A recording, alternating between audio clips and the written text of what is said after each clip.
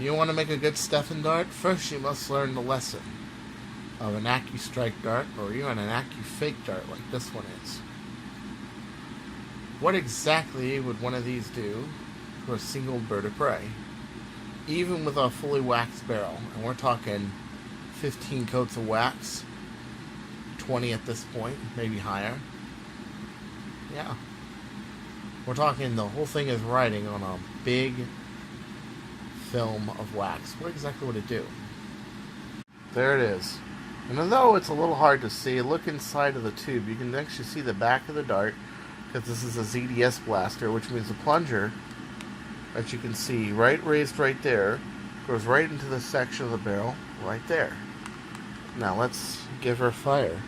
What happens? It does fire.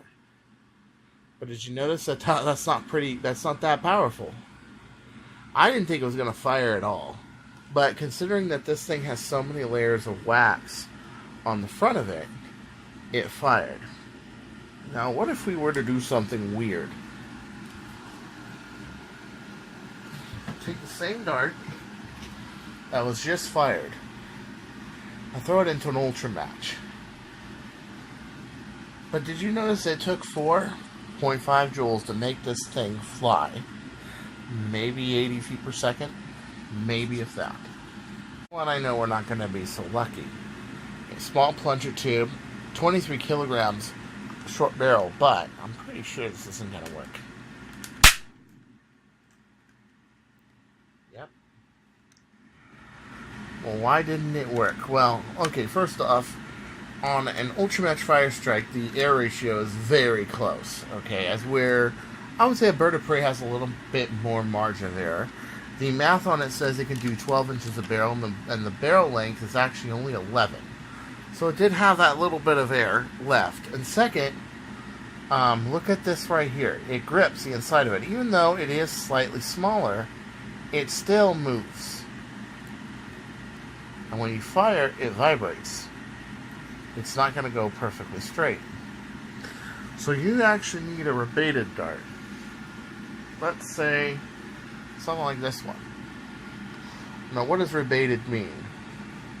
Rebated means that the head that makes the weight and the aerodynamics is thinner than the actual width of the foam. This means that no matter what, this head is not going to hit, especially when it's at an angle like so. The results are quite different. I decided to use the famed bird of prey to prove this point, because it is a silicone head. You can see the dart inside of the back of the barrel, loaded to the back of the coupler.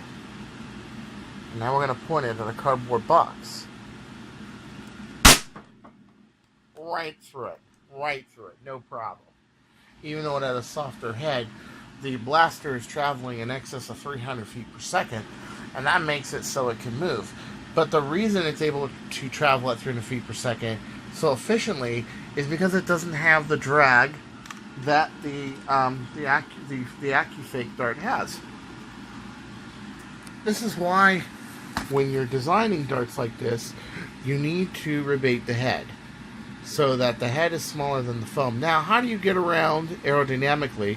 Because as you can imagine, there's this big stair step when the air hits the dart. Well, it's very simple. On a Pac D, you can see it much easier than you can an X dart, but even an X dart has this effect, where the air is going to hit it at a 45-degree angle because it's a spear. The main wake of the air is going to go past this. And yes, this will still be hitting air, but it will not be hitting the brunt of the velocity air where the rebating of the dart is done.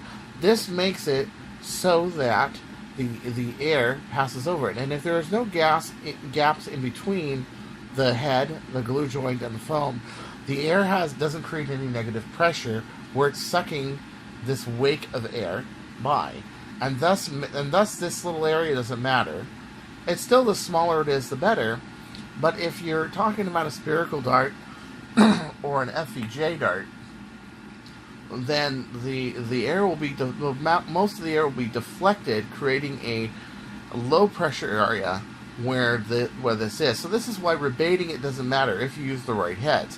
What does matter, however, is the back of the dart. This better be flat or perfectly flat or very close to perfectly flat, because if it is not, it will push the dart in one or another direction. I like to compare playing Nerf and playing with Milsim simulators or real steel. The difference between playing tennis and playing badminton. And if you think about it, a Nerf dart is a small little shuttlecock. It has the ball end and the feather in the back, the lighter end. Well, the thing with the shuttlecock is if you bring up the aerodynamics, you'll have the feathers spinning it, which, by the way, on a shuttlecock, the feathers are at an angle, so it spins the actual shuttlecock. Then, and you have nothing back here influencing it, then it's going to fly straight, as seen in OC's Nerf video. This is similar to the same dart that was used in OC's Nerf video. As a matter of fact, the dart I used is in this box of darts exactly. It was exactly one of these designs. And the way that it worked was not just that the dart was a superior build, the heads were of superior design, and that there were no glue gaps in between, but it was also the build quality of the blaster itself, using an ultra match composite bore barrel. Thanks for watching, everybody. And if you want more information on how to make Stefan darts, I'd be willing to make you some videos. List them in the comment section below. There's a lot of very technical details that can make a Stefan dart better. A lot of people just prefer to buy them. Let's say like the ACC version 3. Very good dart. It's fastened to the foam on the back and glued, but it is also not as even on the cuts. Not as evenly cut, not as evenly spaced as something that you can make yourself. However, PAC-D heads are no longer manufactured, and also the source of silicone heads everywhere else is very scarce.